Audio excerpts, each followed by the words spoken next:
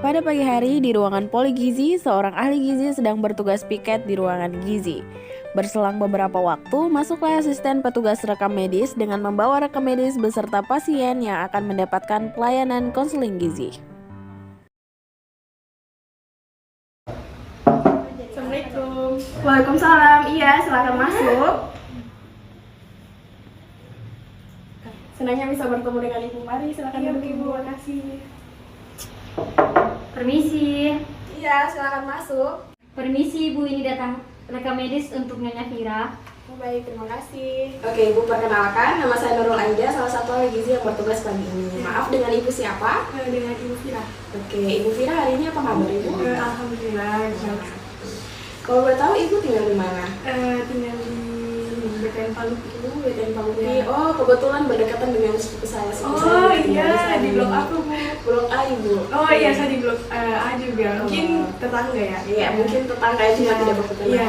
Oh iya, kalau Ibu Vira tadi kesini diantar siapa? Ada di antar dengan suami Bu. Oh, dengan suaminya di luar ya Bu? Iya, iya. Baik Ibu Vira, ada yang bisa saya bantu? Iya Bu, saya di sini datang atas rekomendasi dari Dokter Feni. Dengan ini Bu, soalnya saya beberapa minggu ini dengan keluhan mual muntah. Oh, baik. Jadi ini data rekam medis atas nama Ibu Vira ya, sudah saya baca.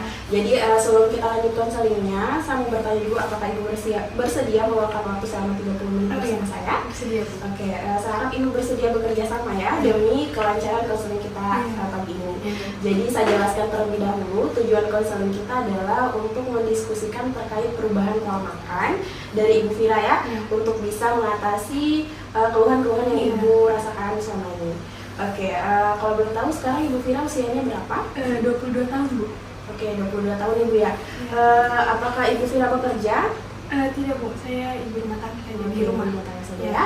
Untuk suaminya bekerja Bu? Iya, PNS Bu, di dinas kesehatan. Oh, di dinas kesehatan ya Ibu. Oke, ini Ibu keluhannya mual muntah ya. Jadi menurut data rekam medis Ibu lagi hamil trimester awal. Oke, kalau boleh tahu berat badan Ibu sebelum hamil berapa Ibu? Sebelum hamil berat badannya 38. Oke, 38. Oke. Sebelumnya apakah Ibu bersedia untuk saya ukur tinggi badan dan berat badan sekali lagi? Iya, bersedia. Oke, mari kita ukur Ibu. Ya. Oke, sebelum kita melakukan pengukuran, apakah Ibu boleh dilepas atributnya dulu Ibu? Iya baik Bu. Oke, silakan Ibu. Oh, kepalanya boleh tegak Ibu? Oke. Sekarang kita mau ukur tinggi badan Ibu ya. Oke. Ibu boleh berdiri di seperti ini. Iya Bu.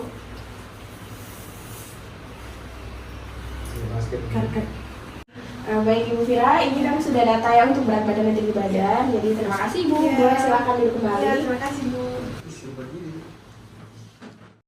Oke Ibu Vira, jadi setelah kita melakukan pengukuran, di sini didapatkan berat badan Ibu itu 42 kg Ibu ya, dengan tinggi badan 162 cm. Di mana setelah saya melakukan perhitungan antara berat badan Ibu Vira sebelum hamil dan sementara hamil sekarang trimester awal Bu ya, itu berat badan ideal Ibu 52,7 gram. Jadi artinya untuk mencapai berat badan ideal Ibu harus menaikkan sebanyak 14,9 kg gitu.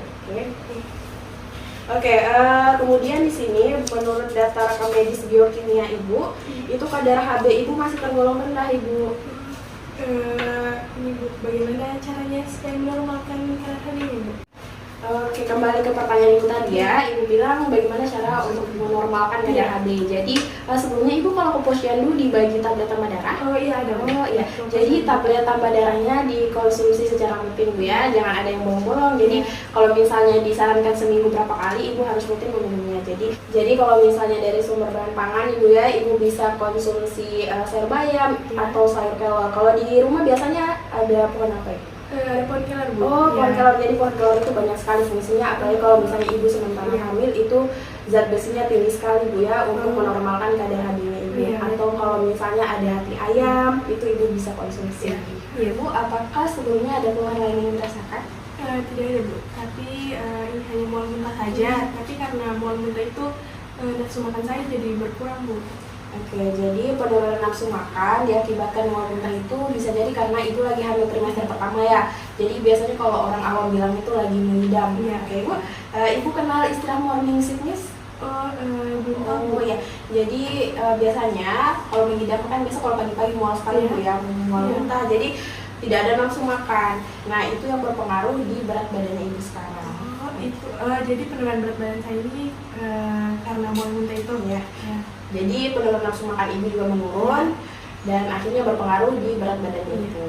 Oke, saya mau bertanya lagi bu untuk pola makan ibu sebelum sakit, apakah pola makan ibu terjaga? Ini bu, untuk konsumsi makan sebelum saya hamil, saya itu makannya 3-4 kali sehari. Oke, langsung berangkat kali ya. Untuk nasi ibu konsumsi seberapa banyak sekali makan? Sekali makan itu 3 piring bu. 3 piring. Untuk lauk apakah ibu konsumsi ikan? Oh iya bu, saya sering tiap kali makan saya sering konsumsi ikan. Untuk tahu tempenya? Jarang bu, saya makan tahu Ya, tempe. berarti ibu tidak doyan makan tahu tempe? Kurang doyan ya. Oke, untuk sayurnya ibu sering konsumsi sayur? Tidak bu, saya kurang suka juga makan sayur. Kurang suka juga ya jadi makan saya jarang sayur. konsumsi sayur. Oke. Terus untuk buah, ada buah yang ibu suka? Oh iya bu, sebelumnya saya suka sekali makan alpukat. Dalam 1 minggu itu biasa makannya 2 kali. Oke. Sebelum sakit ya ibu sering mengkonsumsi alpukat. Iya. Kemudian setelah sakit ini apakah pola konsumsi makan ibu itu masih sama? Agak berbeda sudah bu. Jadi karena mual muntah ini saya makannya hanya 1 kali makan itu hanya 2 sendok makan. Gitu. Untuk lauknya sama semua ya? Iya bu. Masih tidak suka mengkonsumsi sayur? Iya bu, masih. Tapi untuk buahnya saya ini bu lebih suka sudah makan jeruk. Oke. Jadi berubah ya? Iya. Jadi berubah. Baik ibu, ini sudah saya baca rekam medisnya ibu dan ada beberapa data yang saya tambahkan. Jadi sesuai diagnosa dokter, diagnosis dokter ya, ibu mengalami hipermesis gravidarum. Jadi hipermesis gravidarum itu adalah mual muntah secara berlebihan di saat trimester awal kehamilannya ibu. Itu yang menyebabkan penurunan nafsu makan dari ibu Fira. Jadi mual muntah di trimester awal itu normal ya bu? Iya, sebenarnya normal saja ibu, tapi ketika mual muntahnya terjadi secara berlebihan sepanjang hari, misalnya setiap hari 5 kali mual muntahnya itu bisa menyebabkan ibu jadi dehidrasi. Nah, ketika ibu dehidrasi itu akan berpengaruh kepada janinnya ibu juga. Iya. Baik ibu, jadi menurut data-data tadi dengan masalah-masalah yang ibu alami akan muncul masalah-masalah baru ibu ya. Jadi seperti yang di data biokimia tadi, HB ibu ternyata rendah sekali ibu ya. Jadi itu bisa menyebabkan ibu anemia dan berpengaruh pada janin. Nah tadi juga sempat saya tanyakan bagaimana pola konsumsi ibu. Ternyata pola konsumsi ibu itu sangat berpengaruh terhadap berat badan ibu pada saat sekarang ini. Nah, terlihat dari data ya untuk kebutuhan energi, protein, karbohidrat itu masih sangat defisit atau artinya sangat kurang. Jadi untuk sarannya, kerja itu. Jadi kau bilang itu. Oh iya, maaf ya bu, untuk pola konsumsi saya yang kurang baik. Jadi ini mengakibatkan ke janin saya juga nanti. Oh iya, sebenarnya itu tidak apa-apa ibu ya. Mungkin nanti di kesempatan berikutnya, di konseling berikutnya itu sudah saya harapkan ada perubahan dari ibu. Jadi mungkin ibu bisa merubah pola konsumsi ibu dari awalnya tidak mengkonsumsi sayur atau sama sekali tidak suka mengkonsumsi tahu, tempe. Mungkin bisa ditambah dalam piringnya bu ya nanti jadi lengkap. Ibu mungkin bisa lihat di sini ya. Di sini saya kasih contoh. Jadi ini isi piringku. Jadi di sini ibu bisa lihat di sini ada gambar nasi, ada gambar proteinnya itu dari ayam atau telur, ikan, kemudian ada tahu, tempe, kemudian lengkap dengan sayurnya ibu ya, kemudian lengkap juga dengan buahnya. Jadi nanti diusahakan dalam 1 piring itu sudah sesuai agar kebutuhan gizi ibu dan janin ibu itu terpenuhi dengan baik. Iya. Oke, baik ibu. Setelah kita melakukan pembahasan sebelumnya bu ya, jadi di sini untuk pola konsumsi ibu yang awalnya tadi sebelum sakit ibu makan 3-4 kali sehari dengan porsi nasi itu 3 piring ya dalam sekali makan. Kemudian ketika sakit berubah menjadi 2 sendok makan saja ketika sakit. Mungkin ibu bisa rubah dengan sesuai dengan gambar yang saya kasih. Jadi nanti ini bisa ibu bawa pulang sebagai contoh ibu ya. Misalnya nasi itu ibu bisa konsumsi 100 gram atau kalau misalnya URT-nya itu 1 centong nasi saja. Oke. Kemudian di sini ada tahu, tempe. Tahu bisa satu potong saja, ibu ya, satu potong kecil. Tempe juga sama, satu potong kecil. Kemudian ayamnya bisa 100 gram atau bagian dada saja, satu potong. Oke. Kemudian sayur itu bisa sampai 3 sendok makan, ibu bisa konsumsi ya. Kemudian buahnya juga bisa ibu konsumsi 100 gram. Kalau misalnya ibu tidak ada ukuran 100 gram, itu bisa misalnya semangka, ibu bisa konsumsi sekali makan 7 potong seperti itu ya. Oke, sampai sini apakah ibu paham dengan apa yang saya sampaikan? Iya, paham Bu.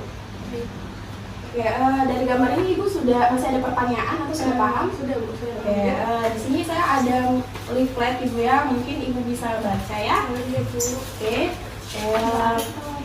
di sini itu ada beberapa bahan makanan yang diperbolehkan untuk ibu, ada juga yang tidak diperbolehkan untuk ibu. Oke, mungkin ibu bisa baca dan kemudian apabila ada yang tidak dipahami bisa ditanyakan ibu. Untuk bahan makanan yang dianjurkan, untuk menunya ibu punya rekomendasi nggak?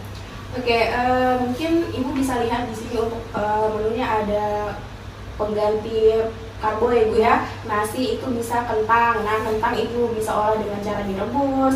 Kemudian misalnya ibu makan pisang atau misalnya kan ibu mengalami mual muntah ya. Nah, kalau mual muntah biasanya orang itu akan merasa mual ketika mau konsumsi makan yang keras-keras. Biasa ibu kalau konsumsi nasi mau muntah lagi.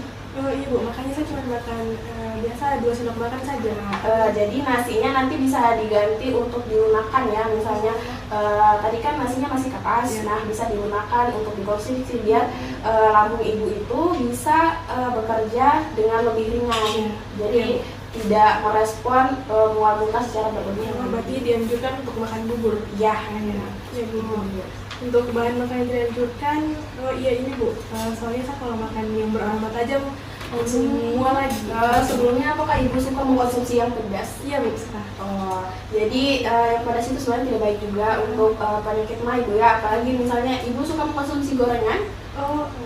Iya Bu, lumayan sering juga. Jadi kalau misalnya suka mengkonsumsi gorengan, sumber yang banyak lemaknya, nah itu bisa memancing kadar asam lambungnya ibu. Jadi itu yang bisa memancing mual muntahnya ibu secara berlebihan di kehamilan trimester awal ini juga seperti itu.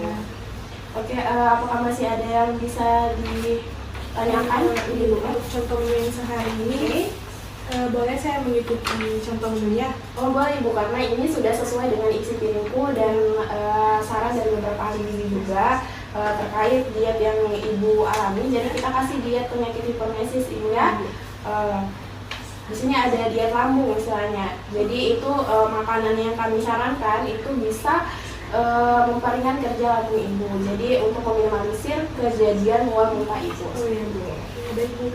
Kan di sini untuk makan paginya ada buah pir. Buah pir kan bisa saya ganti dengan buah yang lain Bu? Boleh ibu, misalnya ibu ganti dengan buah pisang, buah semangka, intinya buah yang lunak dan tidak mempersulit kerja lambungnya ibu. Misalnya tadi kayak alpukat itu bagus sih ibu untuk ibu konsumsi, jadi bisa meringankan kerja lambung ibu. Oke Bu, baik. Jadi sampai sini apakah ada yang ingin ditanyakan lagi? Sejauh ini sudah cukup mengerti. Ibu sudah mengerti, apakah boleh ibu mengulangi apa yang saya katakan dan saya sampaikan tadi? Ya, tadi Ibu bilang karena saya sering merasa mau muntah, jadi untuk makanan yang harus saya konsumsi itu makanan lunak. Jadi yang dianjurkan seperti bubur. Terus ini juga Bu, tidak boleh makan yang pedas ya. Terus yang beraroma tajam kayak ada bawang putih, bawang merah juga tidak boleh, soalnya itu memancing mual muntah ya. Nah, untuk HB-nya karena tadi Ibu bilang rendah, jadi untuk menormalkan HB saya itu bisa dengan mengonsumsi bayam, atau kelor, atau dengan hati ayam juga. Oke, baik, sampai sini berarti ibu paham semua ya yang saya sampaikan. Ya. Jadi sampai sini apakah ada lagi yang ingin ditanyakan? Sudah Bu, saya sudah paham. Nanti saya akan bertanya lagi kalau misalnya ada yang ingin saya tanyakan, nanti saya bisa hubungi Ibu. Oke, untuk yang lainnya apakah masih ada yang bisa saya bantu lagi? Sudah Bu, sudah tidak ada. Oke, mungkin konseling kita sampai sini saja Ibu ya. kalau misalnya ada yang ibu ingin tanyakan atau ibu belum pahami, bisa menghubungi kartu nama yang ada di sini tertera di leaflet juga. Jadi leaflet dan gambar isi pintu ini ibu boleh bawa ke rumah ya sebagai contoh. Oke baik ibu, jadi mungkin untuk konseling gizi kita hari ini sudah berakhir sampai sini saja ibu ya. Untuk rencana konselingnya bisa kita rencanakan 1 bulan ke depan. Jadi nanti 1 bulan ke depan saya mau melihat perubahan dari ibu, dari pola konsumsinya ibu sudah baik, kemudian berat badan ibu sudah normal, kemudian dari ukuran HB-nya juga ibu sudah normal ibu ya. 1 bulan itu merupakan waktu yang cukup lama untuk ibu menormalkan kondisi tubuh ibu saat ini. Jadi saya harap semoga ibu ada perubahan dari setelah dilakukannya konseling gizi ini. Ya, baik Bu, terima kasih. Baik ibu, demikian dari saya. Semoga apa yang saya sampaikan itu bisa bermanfaat dan bisa ibu semoga bisa segera membaik Bu ya, dan jadinya juga bisa sehat. Terima kasih Bu. Ibu, terima kasih dan sampai jumpa di 1 bulan ke Ya, depan. baik Bu, terima kasih. Assalamualaikum. Saya pamit duluan ya Bu. Ibu hati-hati Ya. Bu.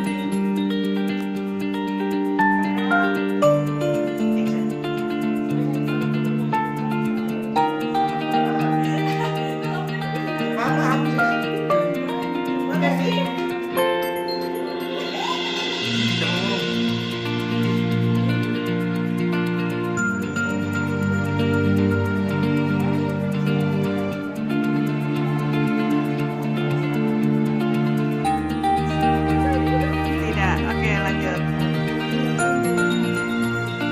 Bang Sami, kok ala-ala Sami? Wala.